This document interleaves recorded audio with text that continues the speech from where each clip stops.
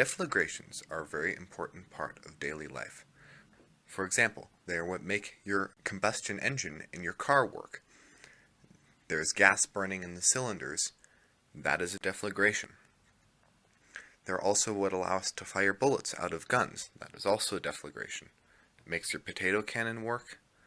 We use them because they're a lot easier to control than detonations, where a shock wave is what allows the reactants in the chemical reaction to react, as opposed to heat. To illustrate this process, I'm going to show a little diagram here. I'll just jump right in. Deflagrations. It's a type of combustion. So we're talking about burning here. Reaction of oxygen and a fuel. Rapid oxidation. I'm going to model it in a tube because it's actually fairly accurate that most of our deflagrations in our modern world happen, or the controlled ones happen within tubes. Look at combustion engines. It's more easily modeled that way than in an open environment. So I've got a little spark plug at the end. I'm drawing the fire triangle. You need heat, air, and fuel in order to have combustion. Heat is just an ignition source. Generally, deflagrations can sustain themselves after they've been initiated. The tube is filled with a flammable gas and a source of oxygen or air. We have an ignition source. That's that little spark there, little blue spark. That could be anything, an open flame. It just depends on the situation. I'm going to draw in something pretty important here. There's something called the flame front. The zone of combustion progresses across the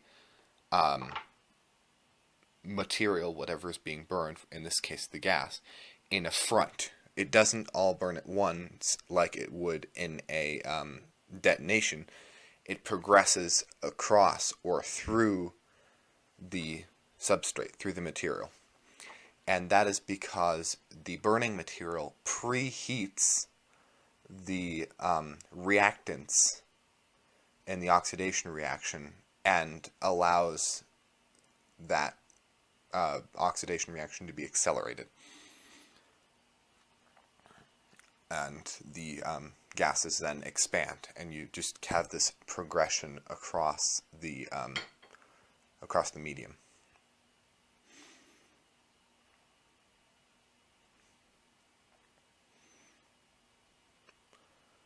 So here I'm drawing in a simplified chemical reaction.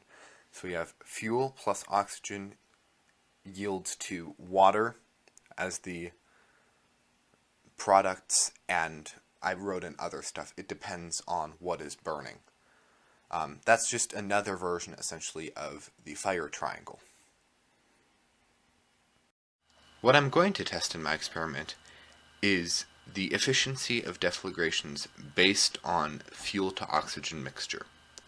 The way I'm going to test this is I'm going to build a cannon with a combustion chamber that will have different mixtures of fuel to oxygen in it. Depending on the distance traveled by the projectile, I will be able to calculate the kinetic energy of the projectile. This will be directly related to the efficiency of the deflagration. So this is the layout for the experiment. Here I'm going to have a cannon. It will be mounted on a stand. The distance from the barrel of the cannon to the ground will be exactly 1 meter. Here I'm drawing the combustion chamber, which has a volume of exactly 2 liters, so that I can calculate the concentration of propane to the concentration of air in the barrel, or in the combustion chamber. The barrel has no significance for the volume. It just allows the projectile to go straight. The significance of that 1 meter distance to the ground is that I then have a known time of how long it will take to reach the ground based on the acceleration of gravity here on Earth, 9.8 meters per second squared. And I will also have a distance traveled by the projectile. I can measure that. Through that I can find the velocity. Velocity is distance over time, and kinetic energy, which is 1/2 mass times velocity squared. So here I'm just writing down how kinetic energy and the efficiency of the deflagrations correlate. That relationship may or may not be linear, but there certainly will be a difference in the magnitude between very little gas and a lot of gas, and that is all I need in order to get results. It doesn't need to be a linear or an exponential or any type of relationship necessarily.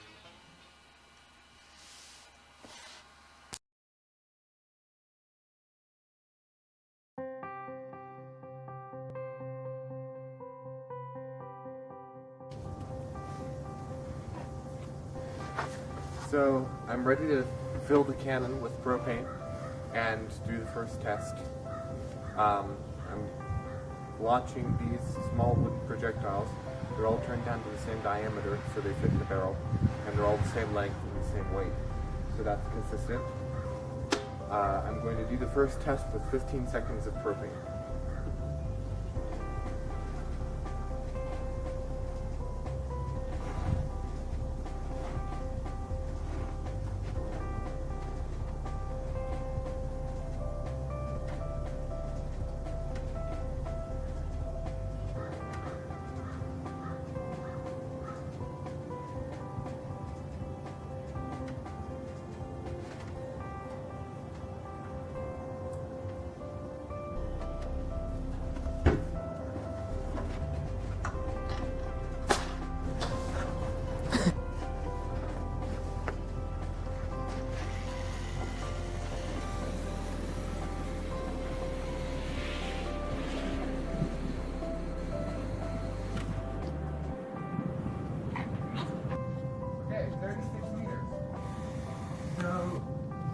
Test number 2. That's alpha. Do 20 seconds of propane now. Increments of 5.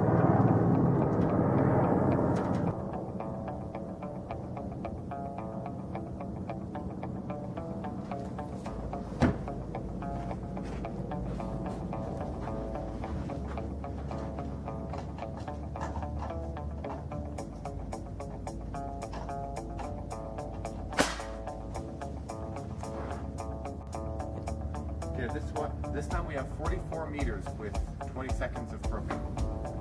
25 seconds of propane.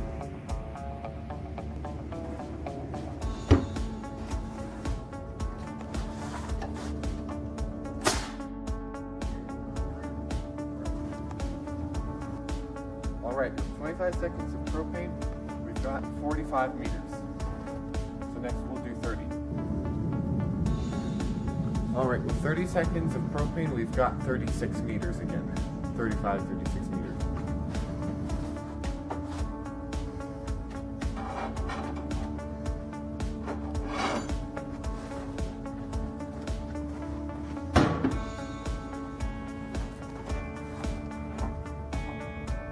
Okay, I'm doing a test with 40 seconds of propane now.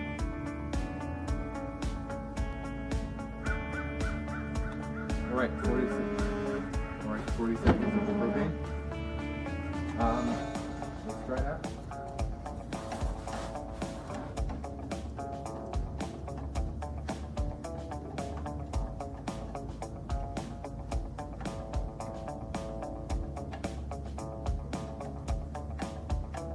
Okay, and it's arcing inside of there, and it's not even firing. So we've reached the point at which all of the air, or all of the oxygen, has been purged from the chamber and is no longer getting the combustion.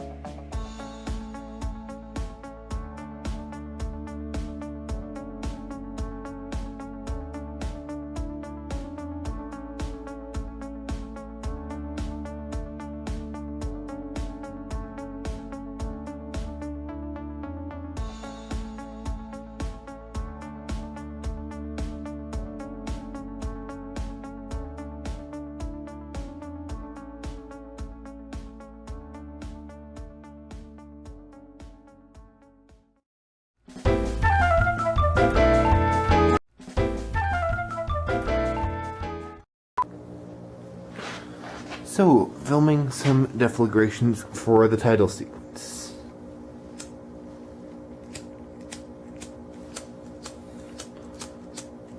Lighter won't go.